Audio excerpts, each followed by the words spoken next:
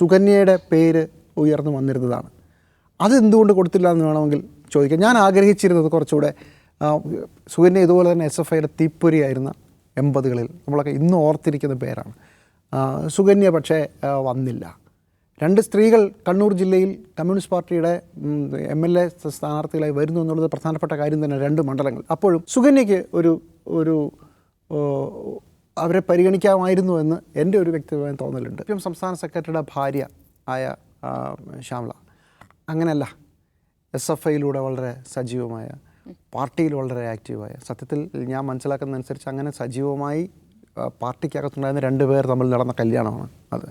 അതിനുശേഷം പാർട്ടിയിൽ വളരെ സജീവമായിരുന്ന, ഇപ്പോൾ പാർട്ടി ജില്ലാ കമ്മിറ്റി അംഗമായിരിക്കുന്ന, അതുപോലെ തന്നെ ആണ്ടൂർ നഗരസഭയുടെ ചെയർപേഴ്സൺ ആയിരുന്ന ഒരു സ്ത്രീയാണ്. ഇത്രയും ക്രെഡൻഷ്യൽ അവർക്കുണ്ട്. അതിൻ്റെ കൂടെ MV ഗോവിന്ദൻ സംസ്ഥാന സെക്രട്ടറിയാണ്, അത് ശരിയാണ്. അപ്പോൾ MV ഗോവിന്ദൻ്റെ ഭാര്യയ്ക്ക് കൊടുത്തു എന്ന് നമ്മൾ പറയുന്നതിനകത്തൊരു ശരികേടുണ്ട് എന്നുള്ളതാണ് എൻ്റെ അഭിപ്രായം. അല്ലാതെ തന്നെ സ്വന്തമായി ക്രെഡൻഷ്യലും കപ്പാസിറ്റിയും ഉള്ള വിവാദങ്ങളൊക്കെ അവർ പെട്ടിട്ടുണ്ട്, അതൊക്കെ ശരിയാണ്.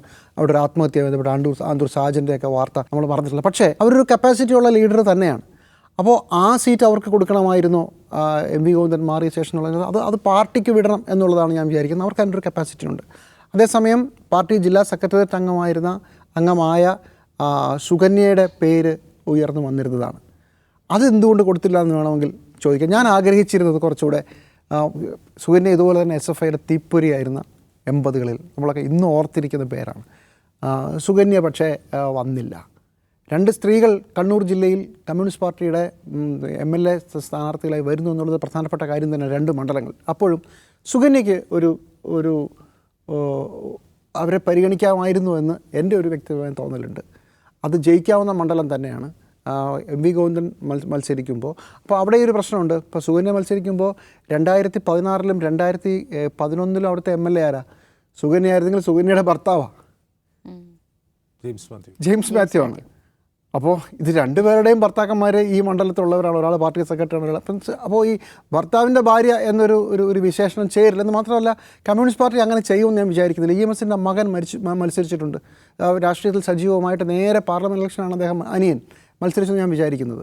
തോറ്റുപോയി. പിന്നെ അദ്ദേഹം ഇലക്ഷന് വന്നിട്ടുമില്ല. പക്ഷേ അതൊന്നും അങ്ങനെ ഒരു മക്കൾ രാഷ്ട്രീയമായിട്ടോ, കോൺഗ്രസ്സിലെ പോലെ അച്ഛൻ മരിച്ചാൽ മോൻ സ്ഥാനാർത്ഥി, ഭർത്താവ് മരിച്ചാൽ ഭാര്യ സ്ഥാനാർത്ഥി, ഭർത്താവിന് ശേഷം ഭാര്യയ്ക്കോ മക്കൾക്കോ അതിൻ്റെ പദവി, ഇങ്ങനെയൊക്കെയുള്ള UDFിലെയും മറ്റു പല പാർട്ടികളിലെയും പോലുള്ള അങ്ങനെ ഒരു പ്രശ്നം ഇതിനകത്ത് ഉണ്ട് എന്ന് ഞാൻ കരുതുന്നില്ല.